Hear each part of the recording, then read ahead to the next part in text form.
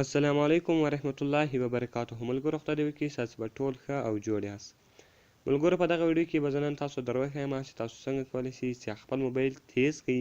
یعنې کله چې هم تاسو خپل موبایل استعمالوئ هغه ډېر سلو وي، یعنې هغه کار نه کوي. نو اوس که تاسو غواړئ چې هغه تیز کړئ، هغه دې تیز کار کوي، نو دا ویډیو له موږ سره تر پایه وګورئ. په دې ویډیو کې به زه تاسو ته دا دروښیم. او ملګرو که چېرته تاسو زموږ چینل تر اوسه سبسکرایب کړی نه وي، مهرباني سره وکړئ زموږ چینل سبسکرایب کړئ. او که چېرته تاسو له مخه سبسکرایب کړی وي نو له هغه څخه ډېره مننه. نو ملګرو زه د ویډیو په طرف ویډیو شروع کوو.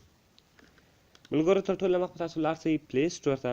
په پلی سټور کې یو اپس ده، د اټو ریم کلینر په نامه ده. دا به تاسو څه کړئ ډاونلوډ کړئ. ملګرو کله چې هم دغه اپس تاسو ډاونلوډ کړئ، دغه ریټینګ چې ده کم ریټینګ چې ده 4.5 ده، او دا ډېر خوندور اپلیکیشن ده. د دې په ذریعه سره تاسو کولی شئ چې د خپل موبایل تیز کړئ. نو ملګرو دا ډېر سمپل او ساده کار کوي. نو کله چې هم دغه تاسو ډاونلوډ کړئ بیا به تاسو راسئ په دې باندې به کلیک وکړئ. ملګرو کله چې تاسو په دې باندې کلیک وکړئ، ګوره ملګرو اټو ریم کلینر چې ده، یعنې هغه خپله اتوماتیک چیز کېږي کلینېږي. نو ګوره کم ریم چې و هغه چیز شو اټو ریم کلینر هغه ریم یې صفا کوي، او دا رقم اوس معمول چیز سوی تیز سوی. دا ملګرو که چېرته تاسو یو شی خلاص کړئ او بیرته هغه بند کړئ، نو د هغه څه هلته یو څه کم دغسې پاته وي، نو هغه دلته کله تاسو اټو ریم کلینر ته راسئ، په دې باندې کلیک وکړئ.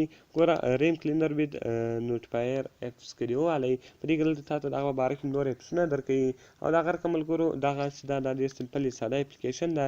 د دې په ذریعه سره تاسو کولی شئ د خپل موبایل چیز کړئ تیز کړئ.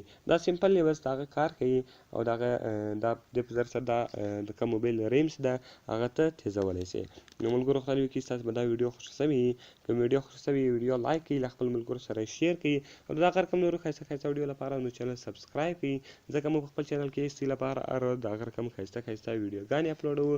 او که تاسو ملګرو هرې ویډیو ته ضرورت لرئ، هره ویډیو مې پکار وي، هر شي ته ضرورت لرئ، که د موبایل په باره کې، که د کمپیوټر په باره کې، نو تاسو ماته لاندې په کمنټس کې ووایاست، تر څو زه هغه ویډیو ستاسو لپاره جوړ کړم. نو ملګرو ملاویږو په نورو ښایسته ویډیوګانو کې. د خدای په امان.